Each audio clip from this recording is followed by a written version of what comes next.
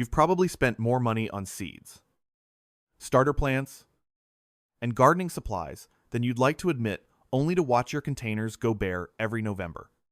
The cycle repeats every spring. New seeds, new seedlings, new hope, and then another winter takes it all away. The modern gardening industry is built on that cycle. It wants you to buy again next year, and the year after that. But here's what most gardening content won't tell you. For most of recorded human history, the plants people depended on weren't annuals. The oldest food gardens in the world were stocked primarily with perennials, plants that return from the same roots year after year, growing stronger and more productive with each passing season. The hanging gardens of Babylon, the kitchen gardens of Roman estates, the medicinal enclosures of medieval European monasteries. These weren't replanted from scratch every spring. They were tended and harvested from plants that had been in the ground for years, sometimes for generations. Today, we're counting down 12 perennial vegetables that can thrive in containers and reward a single planting with years of production. Some of these you've probably grown. Others have been quietly cultivated for thousands of years and remain almost completely unknown to modern gardeners. Pay close attention to number 1. It's a plant with a 15 to 20 year productive lifespan that has been harvested by kings, coded into ancient agricultural law, and is now showing up in modern research on gut microbiome health. And stay with us through number 4, where we'll follow one of history's most documented accounts of physical collapse and miraculous restoration, a story that turns out to have a precise nutritional explanation rooted in one of the plants on this list. Let's begin. Number 12. Egyptian walking onion. In the Book of Numbers, the Israelites wandering in the desert recall, with longing, the foods of Egypt, and onions appear explicitly in that account, alongside leeks, garlic, cucumbers, and melons. Onions were among the most consistently documented food plants in ancient Egypt, appearing in New Kingdom tomb paintings and in recorded distributions to pyramid workers. But the specific variety they cultivated may have been far more remarkable than the common yellow onion most people picture today. The Egyptian walking onion, Allium proliferum, was cultivated across the ancient Near East and continued to be valued in European kitchen gardens through the medieval period. Arabic agricultural texts from the 10th and 11th centuries describe onions with aerial bulbs at the top of the stalk. Chinese agricultural literature from the Ming Dynasty period references similar multiplying onions as reliable household crops. These weren't different plants. They were converging observations about the same botanical strategy reproduction through top-set bulbils rather than seeds. Modern research on walking onions has identified meaningful concentrations of quercetin, a flavonoid with well-documented anti-inflammatory activity, as well as organosulfur compounds, the same category responsible for the cardiovascular benefits associated with the broader allium family. A 2019 review in the journal Nutrients found that quercetin content in allium species correlates with both variety and growing conditions, and that traditional perennial varieties may retain higher concentrations than commercially bred annual cultivars selected for yield rather than phytochemical density. The science is early but consistent enough to sustain continued investigation. Here is what makes the walking onion genuinely strange and genuinely useful. Instead of producing seeds at the top of its stalks, it forms clusters of small bulbules, miniature onions the size of a marble. As these bulbils grow heavy, the stalk bends toward the ground.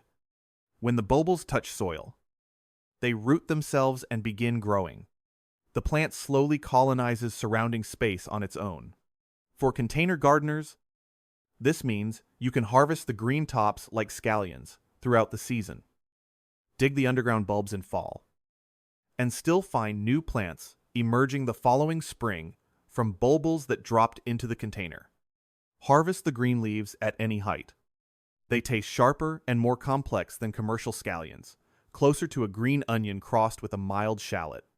A culture that depicted food plants on tomb walls and encoded them into labor ration records was not casual about what it grew. The walking onion's ability to sustain itself across seasons, to quite literally plant its own next generation, made it one of the most reliable crops in the ancient world. The research is beginning to ask why. Number 11. Zorrel. The Hebrew word chometz, translated variously as sour herb, wild plant, or sharp-tasting green, appears in contexts that most biblical scholars now associate with sorrel or a close relative. In the Passover Seder, bitter herbs are commanded as part of the remembrance meal, and the Talmud's tractate Pesachim lists plants that satisfy this requirement, including species whose defining characteristic is pronounced sourness. Sorrel is the most botanically plausible candidate among them. It is sour, not because it contains citrus, it contains none, but because its leaves are dense with oxalic acid and malic acid, the same compound responsible for the tartness of green apples. Sorrel appears in the herbal traditions of ancient Greece, where Dioscorides included it in De Materia Medica as a digestive plant. Roman agricultural writers, including Columella, documented its cultivation in kitchen gardens. Medieval French cuisine relied heavily on it for sauce verte, the green sauce that preceded lemon-based condiments in European cooking by centuries. Russian shki soup and French pâté à l'oseille both trace their lineage to culinary traditions where sorrel was grown perennially in the household garden, not purchased seasonally from markets. What gives sorrel its flavor also gives it its nutritional profile. The malic and oxalic acids that create its characteristic taste come packaged with vitamin C. Fresh sorrel leaves provide roughly 48 milligrams per 100 grams, comparable to orange juice, along with rutin, a flavonoid that supports capillary integrity, and beta-carotene. Researchers studying the antioxidant profile of traditional sour herbs have found that sorrel's phytochemical density rivals many plants that receive far more attention in the wellness literature. One caveat worth noting: high consumption of raw sorrel is not recommended for individuals with kidney stones or a history of hyperoxaluria, because oxalate intake should be managed carefully in those cases.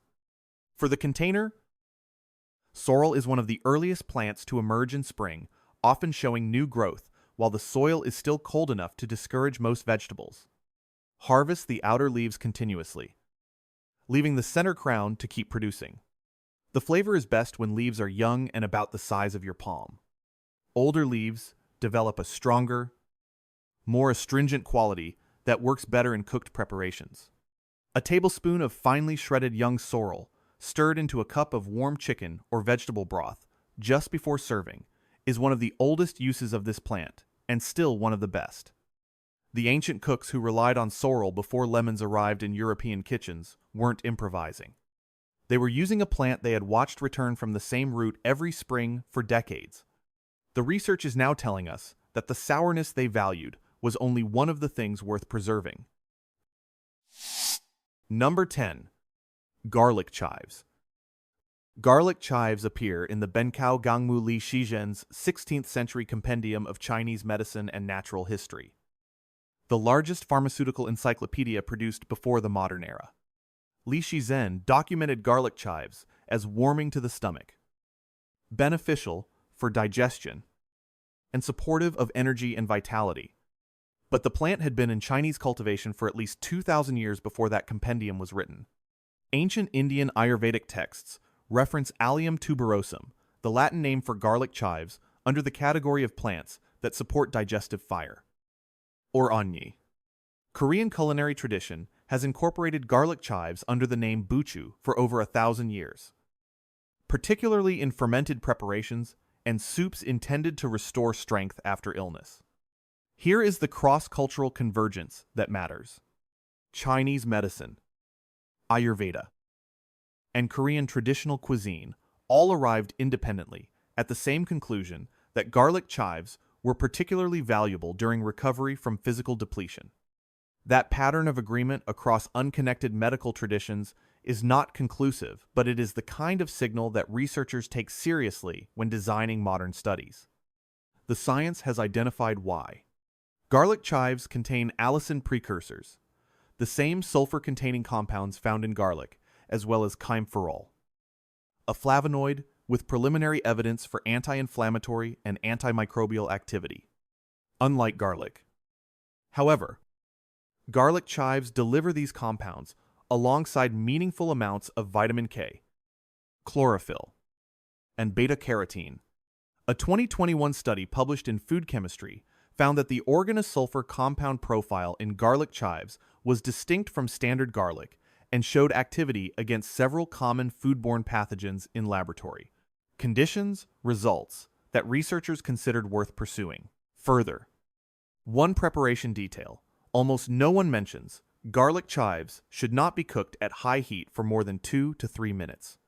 The volatile sulfur compounds that give them their garlic character begin degrading at sustained temperatures above 140 degrees Celsius. Add them near the end of cooking, or use them raw. A small handful of fresh garlic chive leaves sliced thin over fried eggs. Soap or noodles is a preparation that has been practiced in East Asian kitchens for centuries, and the science now suggests that preparation is one of the most compound-preserving ways to consume the plant. For the container, garlic chives are nearly indestructible. They tolerate neglect, partial shade, and temperature swings that would devastate more delicate plants. The more you harvest, the more prolifically they grow. And in late summer, they produce clusters of small white flowers that are entirely edible, with a mild garlic flavor that works beautifully scattered over a finished dish. The Li Shizhen entry on garlic chives is nearly 500 years old. The flowers appear in it too. Number 9. Good King Henry. This plant barely appears in modern gardening literature, which is extraordinary given that it was grown continuously in European kitchen gardens for at least 5 centuries. Good King Henry Chenopodium bonus henricus was documented in the Herbals of John Gerard in 1597 and in Nicholas Culpeper's Complete Herbal in 1653. Before that, it appeared in German household records as Guter Heinrich, a staple green of rural cooking in Central Europe. In England, it earned the name poor man's asparagus because the young spring shoots, harvested before they fully open. We have a flavor and texture that closely resembles asparagus, and it required no annual planting.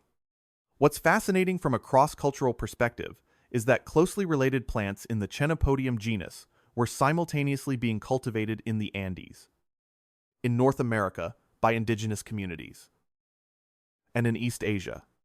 The genus appears to have been independently recognized across continents as a reliable, persistent food source. The specific species differs, but the pattern perennial, highly productive, deeply nutritious, is consistent. Good King Henry belongs to the same botanical family as quinoa and spinach. It contains oxalic acid, as spinach does, which is why light cooking is recommended. But it also contains saponins, the same class of compounds found in quinoa that have been studied for their potential role in lowering LDL cholesterol absorption in the gut. Beyond saponins, the plant is rich in iron, significantly higher than commercial spinach, by some analyses, and in vitamin B2. One study in Journal of Food Composition and Analysis found that traditional European leafy perennials, including Chenopodium species, had micronutrient profiles that compared favorably to modern cultivated greens, likely because they haven't been selectively bred for appearance or shelf life. In the container, Good King Henry is a slow starter. Its first season is modest. The plant is investing its energy in root development. By year 3, however, a well-established clump can produce a genuinely impressive quantity of edible shoots and leaves from the moment the soil warms through late spring. Harvest the young shoots before they reach 15 centimeters. That's where the asparagus resemblance is strongest. Steam them lightly for 4 to 5 minutes and finish with a small amount of butter or cold-pressed olive oil. The flavor is mild, faintly mineral, and more nuanced than commercial asparagus. 500 years of continuous cultivation in the same garden tradition is not accidental. Good King Henry survived because it worked. Number 8. Lavage. Lovage appears in the Ebers Papyrus, the ancient Egyptian medical document dating to approximately 1550 BCE, which is among the oldest surviving medical texts in the world. The plant described there, used for digestive complaints and as a diuretic, has been identified by botanists as a close relative of Levisticum officinale, the species we call lovage today. Ancient Greek physicians, including Dioscorides, documented lovage as a remedy for stomach complaints and as a plant that promoted urine flow. Medieval European monastery gardens cultivated it as both food and medicine. Charlemagne included lovage in his list of plants to be grown on imperial estates, the Capitulaire de Villis, in the 9th century CE. The Greco-Roman tradition, Egyptian medical tradition, and the later Benedictine monastic herbalism were not in direct communication when they reached overlapping conclusions about this plant. They were working from observation, and their observations converged on the same functions. Modern phytochemistry has identified the compounds responsible. Lovage contains phthalides, the same class of compounds found in celery that have been studied for their potential to relax smooth muscle tissue in arterial walls, producing a mild blood pressure lowering effect. It also contains quercetin and apigenin, two flavonoids with well-documented anti-inflammatory activity. A 2018 study in Phytochemistry Reviews identified lovage as one of the most compound-rich members of the Apiaceae family, with a volatile oil profile distinct from celery and parsley that had not been extensively studied in clinical contexts. The research is early. Here is the preparation detail that almost no one discusses. Lovage seeds, which look similar to caraway seeds, contain the most concentrated form of the plant's phthalide compounds. They can be ground and used as a celery seed substitute in salad dressings, soups, and brines. A quarter teaspoon of freshly ground lovage seed in a cup of warm water, steeped for 5 minutes and consumed before a heavy meal, is a preparation documented in medieval apothecary records and consistent with how the plant's active compounds behave. The leaves and stems are milder, use them as you would celery, but in half the quantity, because the flavor is significantly more concentrated. In the container, lovage needs a large vessel, at least 12 to 15 gallons, because it develops a substantial root crown. But a plant established for 3 or 4 years becomes extraordinarily productive. Charlemagne didn't put it on the imperial plant list for its appearance. Number 7. Turkish rocket. Turkish rocket Bunias orientalis doesn't appear in scripture by name, but the broader Brassica family has deep roots in ancient cultivation. The Mishnah, the foundational text of Rabbinic Judaism, compiled in the 2nd century CE, enumerates Brassica vegetables, specifically in discussions of agricultural tithes and sabbatical year observance, indicating that these plants were so economically significant they required legal frameworks governing their cultivation. Brassica plants were among the most consistently documented food crops across ancient Mediterranean civilizations, precisely because of one shared characteristic: they came back. What separates Turkish rocket from its annual Brassica relatives is its root system.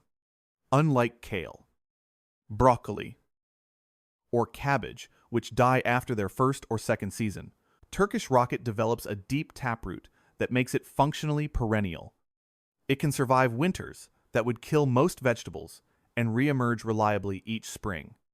Roman agricultural writers, documenting wild and cultivated Brassica species, noted that some varieties persisted in the same location year after year without replanting. Turkish rocket is one of the plants that fits that description. Modern research on Turkish rocket has focused on its glucosinolate profile, the same class of compounds responsible for broccoli's well-documented health associations. When glucosinolates are broken down by the enzyme myrosinase, which occurs when plant tissue is damaged, either by chewing or crushing, they form isothiocyanates, including sulforaphane. Turkish rocket's glucosinolate concentration compares favorably to broccoli in several preliminary analyses. Here is the critical detail: myrosinase is heat-sensitive and is destroyed by cooking. Eating Turkish rocket leaves raw, or very lightly wilted, rather than cooked through. Preserves the enzymatic conversion that produces the active compounds. Dress the young leaves immediately after chopping. The enzyme-substrate reaction begins within seconds of cell damage. The flower buds are harvestable before they open, and taste remarkably like broccoli rabe, slightly bitter. Slightly nutty. Best with high heat in a dry pan for 2 to 3 minutes. Then finished with good olive oil and coarse salt. A mature Turkish rocket plant can produce 2 to 3 distinct harvests across a season, early leaves in spring, flower buds in late spring, and a second flush of leaves in early autumn when temperatures drop. The Brassica family entered the tithe laws of ancient legal codes because it was indispensable. Turkish rocket is the version of that family that doesn't ask to be replanted. Number 6. Tree collards. The Book of Ezekiel. In its vision of the restored temple and its surrounding landscape, describes trees along the banks of a great river bearing fruit in every month. And their leaves, specifically being used for healing. The image encodes something precise: leaves, not roots or seeds, as the persistent source of nourishment. Tree collards are not a biblical plant, but they embody that image with unusual literalness. They are a brassica that grows as a tree, continuously producing leaves for years, sometimes for decades. From a single stem, tree collards are believed to have originated in Portugal, where they are known as couve tronchuda or couve galega, forms of kale that can grow for many years in mild climates. Portuguese sailors carried them on long voyages, specifically because of their resistance to scurvy. Their high vitamin C content made them medically valuable on extended journeys. They appear in the historical record of California in the late 1800s, where they were likely brought by Portuguese and Azorean immigrants. And they have been maintained in certain California gardens for decades, some single plants reported to be over 10 years old. The nutritional profile of tree collards parallels that of kale, but with important distinctions, because the plant grows slowly and perennially, rather than completing its life cycle in a single season. It allocates different proportions of resources to leaf tissue. Early research comparing perennial and annual brassica leaves found that perennial leaves tend to have higher concentrations of polyphenols, likely because they must defend themselves against herbivory over multiple years, rather than investing only in a single season's reproduction. The specific compounds include chiamferol, quercetin, and the glucosinolates described in the Turkish rocket entry. The science is still developing. Here is the practical detail. Tree collards are propagated almost exclusively from stem cuttings, not seeds. Take a cutting of 12 to 15 centimeters. Strip the lower leaves and place it in moist potting medium. It will root within 3 to 4 weeks. Once established in a container, the main stem will continue growing upward while producing lateral leaves. Harvest the older leaves from the bottom of the plant while allowing the growing tip to continue.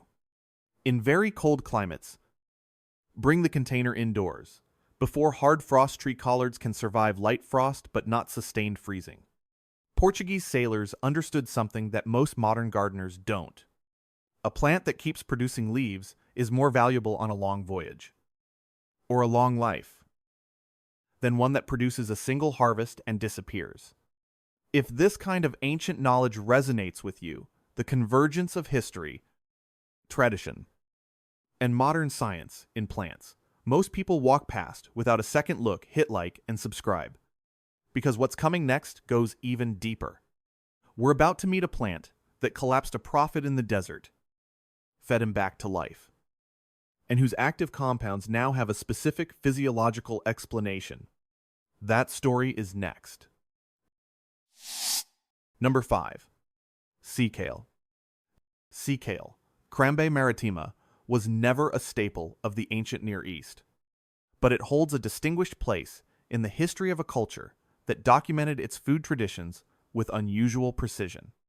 By the late 18th century, sea kale had become one of the most fashionable vegetables in England. Cultivated in the kitchen gardens of aristocratic estates and served at tables that also featured dishes documented by Eliza Acton and later Mrs. Beeton. Thomas Jefferson grew it at Monticello after receiving seeds from the English botanist and horticulturalist Benjamin McMahon. It was included in early American seed catalogs as a luxury crop. What gives sea kale its historical standing is not fashion. Fashion changes. It is the fact that sea kale produces asparagus-quality shoots from the same crown for decades. Some documented plantings in British walled kitchen gardens lasted 40 years. The Victorians understood something that the annual seed industry subsequently obscured. A perennial food plant is an asset, not a product. Sea kale evolved on the rocky coastlines of Europe, Britain, northern France, the Baltic coast, where soils are thin, Zealand, and hostile to most crops. Its adaptation to these conditions produced a plant with exceptional mineral density. It concentrates iodine, calcium, and potassium from coastal substrates. The glucosinolate profile, consistent with other brassicas, includes cyanogrin, which breaks down to allyl isothiocyanate, a compound with documented antimicrobial properties studied in food preservation research. When sea kale shoots are blanched, covered in late winter to exclude light, the traditional Victorian method, they become white, tender, and mild, with a flavor compared to hazelnuts. To force blanched shoots in a container, cover the crown with a clay pot or upturned bucket in late February or early March, before the shoots emerge. After 3 to 4 weeks in darkness, the shoots will be pale, tender, and 12 to 15 centimeters long. Cut them at the base. This is the asparagus quality harvest. After blanching, remove the cover and allow the plant to photosynthesize freely. This recharges the root system for next year. One additional harvest of leaves and flower buds is possible after blanching, giving the gardener 3 distinct crops from a single plant in a single season. Jefferson listed it. The Victorians prized it for decades. The coastline that produced it was inhospitable to almost everything else. That combination of persistence under difficult conditions and extraordinary flavor, when handled correctly, is why sea kale earned its reputation. Number 4. Chaya. Here's the story that most of this video has been building toward. In the first book of Kings, chapter 19, the prophet Elijah has reached the edge of endurance. He has confronted the prophets of Baal at Mount Carmel, has outrun the chariot of Ahab in rain after years of drought, and has then received a death threat from Queen Jezebel. He flees into the wilderness, lies down under a broom tree, and asks to die. It is enough. He says, "Now, O Lord, take away my life." An angel touches him and says, "Arise and eat." Twice. Elijah looks up and finds beside his head a cake baked on coals and a jar of water. He eats. He sleeps. The angel comes again. "Arise and eat, for the journey is too great for you." And the text says this, that Elijah rose and ate and drank and went in the strength of that food, for 40 days and 40 nights. That isn't poetry. That is a description of what severe physical depletion, followed by acute nutritional repletion, actually looks like at the cellular level. Prolonged psychological and physical stress depletes glycogen stores, suppresses cortisol regulation, and creates inflammatory cascades that can make continuation feel literally impossible. The provision in the story is not miraculous because it was inexplicable. It is remarkable because 2 small interventions, food and water, twice, were sufficient to restore a physically and psychologically collapsed human being to sustained function across 40 days of travel. The body's capacity to recover from extreme depletion when given the right inputs is itself the extraordinary thing. Chaya cnidosculus aconitiefolius is not the broom tree plant, but it is the perennial leafy green that most closely embodies what the First Kings account describes in nutritional terms, called tree spinach. It has been the leafy staple of Maya and Aztec agricultural systems in Central America for at least 2,000 years. The Aztec tribute records the Matricula de Tributos document, chaya, among the agricultural products required from subject territories. Not a luxury crop. A nutritional staple so essential that empires required it as tribute. Chaya leaves contain protein concentrations of up to 7 grams per 100 grams, exceptional for a leafy vegetable. They are rich in iron, calcium, potassium, and beta-carotene. They contain glucosinolates in the Brassica family manner.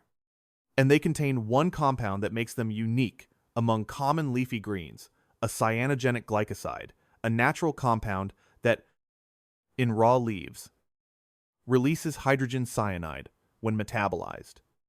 This is not a health claim against chaya. It is a preparation requirement. The leaves must be boiled in an open pot for at least 15 minutes, which drives off the volatile cyanide compound entirely, leaving the nutritional profile intact. Raw consumption or undercooking is the only danger, and it is entirely avoidable. Cultures that have consumed chaya for 2,000 years have always cooked it. They knew. For the container, chaya is propagated exclusively from stem cuttings. The plant rarely produces viable seed in cultivation. Cuttings root easily in warm conditions. Let the cutting dry for 2 to 3 days before planting. Once established, the plant grows vigorously and can be harvested heavily without slowing down. In frost-prone climates, bring it indoors as a houseplant over winter, or take cuttings to overwinter under lights. The cooked leaves can be used exactly as spinach in soups, stews, rice dishes, and egg preparations. The Maya built a civilization in part on the nutritional density of this plant. The ancient records of a prophet sustained for 40 days on minimal provisions carry within them a principle that holds across every culture that has endured whole food, in adequate quantity, given to a depleted body, is the intervention that matters most. Number 3. Jerusalem artichoke. The Jerusalem artichoke Helianthus tuberosus is not from Jerusalem and is not an artichoke. The name is believed to be a corruption of girasole, the Italian word for sunflower. Combined with a marketing comparison to artichoke flavor, the plant is a native North American species, cultivated by indigenous peoples across the continent for centuries before European contact. French explorer Samuel de Champlain documented encountering Jerusalem artichokes in Massachusetts in 1605, noting that the indigenous people grew them deliberately as a staple crop. They were brought to France shortly afterward and cultivated widely in European gardens through the 17th and 18th centuries. In indigenous North American agricultural tradition, Jerusalem artichokes were a keystone perennial. They required no planting once established, produced substantial yields underground, and could be harvested from frozen ground in winter, a property that made them one of the most valuable famine insurance crops available in cold climates. The modern science has identified why Jerusalem artichokes are receiving renewed attention, and it isn't primarily about their caloric value. The tubers are exceptionally high in inulin, a type of fructoligosaccharide that the human body cannot digest, but that functions as a prebiotic, selectively feeding bifidobacterium and lactobacillus species in the gut. A single cup of raw Jerusalem artichoke contains approximately 14 to 20 grams of inulin, more than almost any other commonly consumed food. Research published in the British Journal of Nutrition found that consistent inulin consumption at this level produces measurable changes in gut microbiome composition within 2 weeks, with increases in short-chain fatty acid production compounds associated with gut lining integrity and systemic inflammation modulation. The gastrointestinal effects of large inulin intake in individuals unaccustomed to it are well documented and memorable. Start with small quantities and increase gradually. In the container, Jerusalem artichokes need a large vessel, 15 to 20 gallons minimum, because the tubers spread outward through the soil. The advantage of container growing, which most gardeners don't initially appreciate, is containment in the ground. Jerusalem artichokes can become invasive because any small tuber fragment left in the soil will sprout the following season. A container keeps them manageable. In autumn, after the tall yellow flowers have faded and the foliage begins to die back, dig into the container and you will find a quantity of tubers that often surprises first-time growers. Leave 2 or 3 tubers in the pot. Cover with compost. And the plant will return next spring without any intervention. Champlain's 1605 documentation is one of the earliest European accounts of a perennial food crop that required no annual management. The indigenous communities he observed already understood what researchers are now quantifying. Number 2. Yacón. Yacón smolanthus sonchifolius has been cultivated in the Andes for at least 2,000 years. It appears in pre-Columbian ceramic art and in Spanish colonial botanical records from the 16th century, where chroniclers noted that Andean communities consumed the tubers as a thirst-quenching food during long journeys, particularly at altitude. The Quechua name translates roughly as watery root. At elevations where water access was limited and caloric density was essential, yacón occupied an unusual ecological niche. It provided hydration, sweetness, and fiber in a single food. The plant reached Japan in the 1980s through a collaboration between Peruvian and Japanese agricultural researchers, and within 2 decades had become one of the most studied functional foods in the Japanese scientific literature. This is the cross-cultural trajectory that yacón followed from Andean subsistence agriculture, through colonial botanical documentation, into 20th century food science, and now into a growing body of clinical research. The reason for that scientific interest is specific and important. Yacón tubers are unusually high in fructooligosaccharides, the same class of prebiotic fiber as inulin in Jerusalem artichokes, but in a different molecular configuration. A 2009 clinical trial, published in Clinical Nutrition, found that women consuming yacón syrup over 120 days showed statistically significant reductions in fasting, insulin, and body mass index compared to a control group. Results the researchers attributed to the prebiotic effects on gut bacteria and the low glycemic impact of the fructooligosaccharides. This is one of the more rigorously conducted human trials in the functional food literature. The effect sizes were modest. This is not a metabolic cure, but the mechanism is plausible and the direction of the evidence consistent. Here is the preparation detail that distinguishes good yacón eating from mediocre yacón eating. The tubers must be exposed to sunlight for 2 to 3 days after harvest, a process called curing or sunning. This converts some of the fructooligosaccharides to simple sugars through enzymatic activity, dramatically increasing the tuber's sweetness and making them closer to an apple in flavor and texture. Uncured yacón is edible but noticeably starchy. Cured yacón is crisp, juicy, and genuinely sweet, a flavor that works in fruit salads, fresh slaws, or simply eaten out of hand. Store cured tubers in a cool, dark place. They keep well for several weeks. In the container, yacón grows vigorously and can reach 2 to 3 meters in height. It needs a large container, 20 gallons or more, and a protected position in climates with hard winters. In autumn, after frost kills the foliage, excavate the container carefully. You will find 2 types of underground material: the large, sweet storage tubers for eating, and the smaller, knobby rhizome crowns attached to the base of the plant. The crowns are what you replant. Keep 2 or 3 crowns. Wrap them in slightly moist peat or newspaper, and store in a cool, frost-free place over winter. Replant in spring. Andean communities carried yacón tubers on journeys at altitude for 2,000 years because the plant provided exactly what long travel requires: hydration, energy, and satiety. The clinical research published a few decades ago was measuring the same properties. The Quechua name, watery root, turned out to be a more precise description than it appeared. Number 1. Asparagus.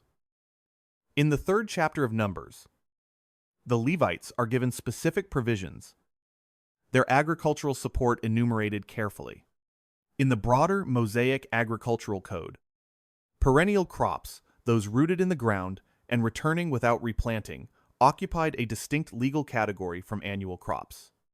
They were subject to specific laws regarding the seventh year of rest, the sabbatical year, because their productivity accumulated across seasons. The legal framework surrounding perennial agriculture in the Torah encode a principle that took modern economics several thousand years to formally name compound returns. A plant that becomes more productive with time is an investment, not a transaction. Asparagus is the clearest living example of that principle. The ancient Romans cultivated asparagus with systematic intentionality.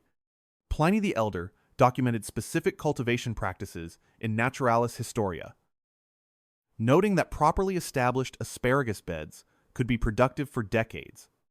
The Emperor Augustus used asparagus as a benchmark for speed, coining the Latin expression, velocius quam asparagi cocuntur, faster than asparagus, is cooked to indicate swift action. This was a culture in which asparagus was so familiar and so valued that it became a casual reference point in everyday speech. The Roman agricultural writer Columella, in De Re Rustica, provided precise planting instructions and noted that well-tended beds could remain productive for 10 to 15 years. No culture arrived at asparagus independently and left it. Every civilization that encountered it kept growing it. Greek, Roman, Egyptian, Persian, Arab, and later Chinese agricultural traditions all documented asparagus cultivation.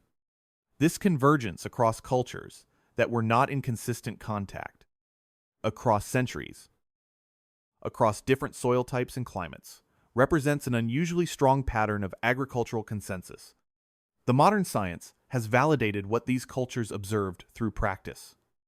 Asparagus contains asparagine, the amino acid for which it is named, and which was among the first amino acids isolated by chemists. In 1806, it contains glutathione, one of the body's primary endogenous antioxidants, involved in cellular detoxification pathways. With concentrations in asparagus that are among the highest of any commonly consumed vegetable. It contains rutin, the flavonoid also found in sorrel, with evidence supporting capillary integrity. And it contains inulin-type fructans prebiotic fibers, similar in function to those in Jerusalem artichoke and yacón.